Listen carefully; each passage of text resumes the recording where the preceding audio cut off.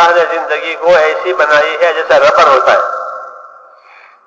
ربر ہوتا ہے، ربر بیڑو سامان پر لپیٹتے ہیں، مٹھائی کے ڈبوں پر لپیٹتے ہیں، کاغذ کے پولندوں پر لپیٹتے ہیں ربر. تو جب اس ربر کو آپ توڑو تو اتنی سی رنگ چھوٹی سی نظر آئے گی، لیکن کھینچو تو وہ لمبا ہوتا چلا جاتا ہے اور لپیٹتے ہیں اس کو لوگ. ایسی زندگی ہے کہ اللہ نے زندگی کو ربر جیسے بنائی کہ عمل چھوڑ دو گے تو مختصر ہو جائے گی، ختم ہو جائے گی، اور اگر اس کو عمل میں ڈالو تو یہ لمبی ہوتی چلی جائے گی. انہی عمروں میں بڑے بڑے کام لوگوں نے کر لیے. ہم سیرت میں پڑھتے ہیں امام شافعی رحمۃ اللہ علیہ رمضان میں 61 قرآن ختم کرتے تھے. 60 اور 1 واحد و 60. ہاں آج وہ حساب کا زمانہ ہے، ان کا حساب گنتے ہیں اب مشینوں سے. ان کی سمجھ میں نہیں آئے گا کہ 61 قرآن شریف رمضان میں کیسے ختم ہوتے. لکھا ہوا ہے جی ہاں تاریخ میں، سیرت میں، ایک دن کا، ایک رات کا اور ایک تراویح کا 61 قرآن شریف. کیا بات ہے کہ وقت میں برکت ہو گئی ہے، جیسے ربر لمبا ہو جاتا ہے. تو غفلت والوں کی زندگی سکڑ جاتی ہے، جیسے ربر سکڑ جاوے، اتنا ہو گیا رنگ چھوٹی سی، اور اس کو کام میں لاؤ تو لمبی ہو جاتی ہے. تو بزرگ یہ فرماتے ہیں ہمارے اکابر کہ زندگی کو عمل بڑھا لو، یہ لمبی ہوتی چلی جائے گی. انہی عمر میں بڑے بڑے کام ہو جائیں گے اور لوگ حیران رہ جائیں گے، اور بہت سوانح بنے گی، سیرت زندگی کے واقعات بنیں گے. برکت ہوتی ہے عمل کی کہ عمریں جس امت کو چھوٹی دی گئی ہیں ان کو عمروں میں برکت دی گئی ہے ان کے عمل کی وجہ سے. تو یہ اپنی مختصر عمروں میں بڑے بڑے کام کر لیں گے پابند ہونے کی وجہ سے. پابند ہونا ضروری ہے. سعید ابن مسیب ایک تابعی فرماتے ہیں کہ 20 برس ہو گئے، کبھی ایسا نہیں ہوا کہ میں وقت سے پہلے اور اذان سے پہلے مسجد میں نہ گیا ہوں. 20 سال ہو گئے ہمیشہ اذان سے پہلے مسجد نبی میں جانا، اور میں نے کسی نمازی کی پیٹھ نہیں دیکھی، ہمیشہ امام کے پیچھے نماز پڑھی. 20 برس ہو گئے. استقامت کی مثالیں ہیں. جی ہاں ایک عمل شروع کیا کہ برس ہاں برس، سیرت میں اتنی مثالیں اس کی ہیں کہ بس پابند، کبھی چھوٹا ہی نہیں.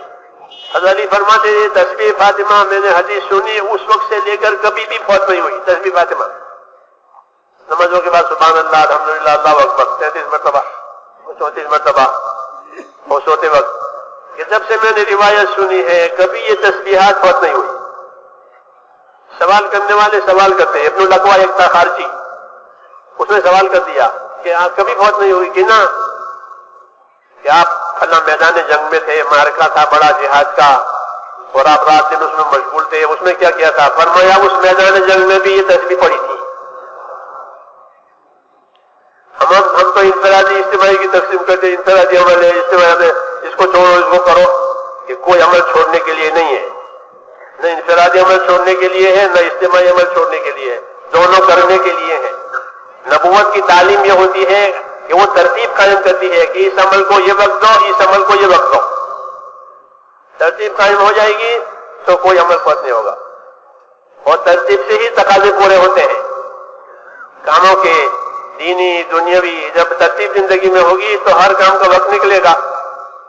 تفریح کے اوقات اس کا تقاضا اس لیے ہے کہ جو فضولیات زندگی میں داخل ہو گئے ہیں وہ نکل جاوے اور زندگی کام کے لیے آ جاوے. اس کے لیے وقت فارغ کرو، کہتے ہمارے بزرگ، وقت فارغ کرو. تفریح کے اوقات، دین کے کاموں کے لیے وقت فارغ کرو کہ جو فضولیات زندگی کے ہیں وہ نکل جاوے، اور پھر دین کے کاموں کی ترتیب بنے. جب ترتیب بنے گی تو تقاضے پورے ہوں گے. তো ভাই বলেন যে ভাই দুনিয়ার জিন্দগি বলে যে এটা মিসাল, এটা উদাহরণ দেওয়া হয়েছে কিসের সঙ্গে? বলে যে রবারের সঙ্গে। যে রবারের ছোট ছোট রিং হয় যেটা ওই মিষ্টির বাক্সের উপরে যখন এটা লাগায় তো এটা লম্বা হয়ে যায়, বড় হয়ে যায়.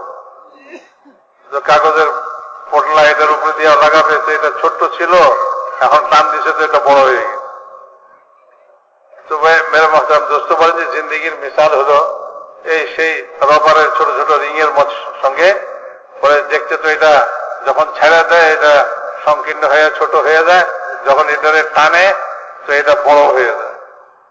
তো বলে মানুষের জিন্দগি এরকম, যে মানুষের জিন্দগি সময় তো খুব কম, অল্প সময়ের জিন্দগি, কিন্তু এই জিন্দগিতে যদি মানুষ আমল করে, কাজ করে, তো বড় বড় কাজ এরকম আঞ্জাম দিতে পারে, পুরা করতে পারে, যে মানুষ চিন্তাও করতে পারবে না, হয়রান হয়ে যাবে যে এরকম কাজ কি করে হল। ইমাম শাফি রহমতুল্লাহ আলী রমজান মাসে 61 খতম কোরআন শরীফ পড়তেন। আজকালকার যুগে কম্পিউটারওয়ালারা হিসাব করে তাদের মাথায় ধরবে না, বলে এটা কেমনে সম্ভব যে এক মাসে 61 খতম, দিনে 1 খতম, রাতে 1 খতম, 2 খতম পড়লে বলে যে 60 বার পড়া হয়, আর বলে যে 1 খতম আরো বেশি, তাইলে না 61 খতম হইল। তো মেরা মোহতারাম দোস্ত বুজুর্গ, সাইয়্যিদ ইবনে মুসাইয়্যিব রাহমাতুল্লাহ আলাইহি তো বলে যে একজন বড় তাবী, উনি বলেন এই কথা যে 20 বছর পর্যন্ত এরকম কখনো হয় নাই যে আজান হয়েছে আমি মসজিদে পৌঁছি নাই, বরং আজানের আগে মসজিদে পৌঁছি। আবার যে 20 বছর পর্যন্ত কোন মুসল্লির পিঠ দেখি নাই আমি। তার মানে বলে যে একেবারে প্রথম কাতারে নামাজ পড়ছেন, তো প্রথম কাতারের আগে তো কোনো মানুষ নেই যে তার পিঠ দেখবে, যে দ্বিতীয় কাতারে পড়ে সে আগের কাতার বলার পিঠ দেখবে। তো মেরে মোহতারাম দোস্তা বুজুর্গ, বলে যে এইভাবে যখন সময়কে কাজে লাগায়, তো এই অল্প সময়ের জিন্দেগি কিন্তু এটার মধ্যে বড় বড় কাজ হয়ে যায়, কারণ এটা রবারের মতো। আর যদি এটাকে ছেড়ে দেয় তো বলে যে সময় জিন্দেগি পার হয়ে যাবে, দেখা যাবে যে কিছুই হইল না, ওই রবারের রিং এর মতো সংকীর্ণ ছোট হয়ে গেল। আবার যে এটার মধ্যে যদি সে আমল করে, তো এই রবারের রিং যেরকম টানলে লম্বা হয়ে যায়, বড় হয়ে যায়, বলে যে তার এই জিন্দেগিতে অনেক বড় বড় কাজ সে করে দিতে পারে। তো মেরা মোহতারাম দোস্ত হযরত আলী রাদিয়াল্লাহু তাআলা আনহু উনি বলতেছেন যে ওই যে তসবিহ ফাতিমি, বলে যে হুজুর সাল্লাল্লাহু আলাইহি ওয়াসাল্লাম থেকে যেদিন শুনছি সুবহানাল্লাহ 33 বার, আলহামদুলিল্লাহ 33 বার, আল্লাহু আকবার 34 বার, বলে যে এরপর থেকে কখনো এই আমল আমার থেকে ছুটে নেই।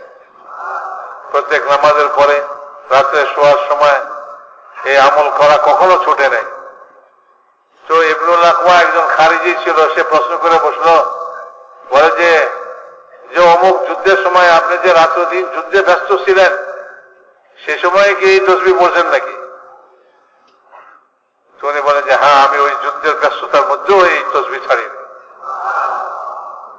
তো ভাই মেরে মোহতারাম দোস্ত বুজুর্গ, বলেন যে মানুষের জিন্দেগি যদিও ছোট, কিন্তু মানুষ এই জিন্দেগির মধ্যে যখন সে এটাকে আমলের মধ্যে লাগায়, তো বড় বড় কাজ তার দ্বারা হয়ে যায়, এটার মধ্যে বরকত এসে যায়। আল্লাহ তাআলা এই জিন্দেগির মধ্যে বরকত দিয়ে দেন এবং বড় বড় কাজ করে ফেলে। আর যে জিন্দেগির সময়টাকে নষ্ট করতেছে, তো তার মাথায় ধরে না যে কি করে এই কাম এইভাবে হইল, তার মাথায় ধরবে না। ওইটাই উনি বলতেছেন যে কম্পিউটারে হিসাব করে, তো ওই কম্পিউটারের হিসাবটাও তো মাথায় করতে পারে না, ওই মেশিন দিয়ে করতে হয়। তো ওর মাথায় ধরবে কেমনে এরকম যে 1 মাসে, রমজান মাসে 61 খতম কোরআন শরীফ পড়ে। তো মেরে মোহতারাম দোস্ত বুজুর্গ, বলেন যে এই জন্য যখন জিন্দেগির সময়টাকে আমরা কাজে লাগাবো, তখন এই সময়টার মধ্যে সব কাজ হয়ে যাবে, সব কাজ হয়ে যাবে। এখন তো কাম করনে वाला বলতেছে ভাই ইজতিমাই কাম, ইনফিরাদি কাম ছাড়ো। আরে ভাই, কোনো কাম ছাড়ার জন্য নয়, ইনফিরাদি কামও করতে হবে, ইজতিমাই কামও করতে হবে। হ্যাঁ, জিন্দেগির তরতিব দিতে হবে, সময়ের তরতিব বানাইতে হবে, যে তরতিবের মধ্যে ইনফিরাদি সময়ের জন্য, ইনফিরাদি আমলের জন্য একটা সময় ঠিক করতে হবে, ইজতিমাই আমলের একটা সময় আছে। তো এই সময় মতো ইজতিমাই আমলও করতেছি, আমি আমার ওই সময় মতো আমি ইনফিরাদি আমলও পুরা করতেছি, সব তসবিহ পুরা করতেছি, সব আমলই আমি পুরা করতেছি, কোনো আমল ছুটতেছে না। তো যখন এরকম ভাবে জিন্দেগির তরতিব বানাবো, জি বুজুর্গদের ওয়াকিয়াত দেখেন, তাদের জীবনী দেখেন, ওই সমস্ত জীবনের মধ্যে তারা তাদের এই স্বল্প জীবনের মধ্যে আমাদের মধ্যে এরকম 60-70 জিন্দেগি, বলে এই জিন্দেগির মধ্যে কত বড় বড় বিরাট বিরাট কাজ তারা করে গেছে। তো তাদের জিন্দগিতে বরকত দিচ্ছেন আল্লাহ তাআলা। ওই রবারের মতো বলে যে এটার মধ্যে করতে চাইলে সবকিছুই করা যায়, ছেড়ে দিলে এটা সংকীর্ণ হয়ে যায়, এটার মধ্যে আর জায়গা নাই। যে সংকীর্ণ ছেড়ে দিছে যে রবারের রিংটা, এটার মধ্যে যদি জায়গা চিন্তা করে তো এখানে তার কোনো জায়গা নেই, বলে এত ছোট এইটুকখানি, কিন্তু এটা টানলে যে লম্বা হবে এটা তো তার বুঝিয়ে দিছে না। এই জন্য ভাই জিন্দগিতে সব আমলই করতে হবে, ইজতেমাই আমলও ইনফিরাদি আমলও। মানুষের জিন্দগির যখন মানুষ সে তার জিন্দগির তরতিব বানায় নয়, তো সব আমল সে পুরা করে নেয়। আর যখন সে আমলকে পুরা করে তো সে দ্বীনের দিকে অগ্রসর হতে থাকে, আগে বাড়তে থাকে, খায়ের দিকে আগে বাড়তে থাকে, ভালোর দিকে আগে বাড়তে থাকে। আর না হলে সময় নষ্ট করে দিয়া জিন্দগি পুরাইয়া দেয়, কিন্তু কিছুই করা হয়।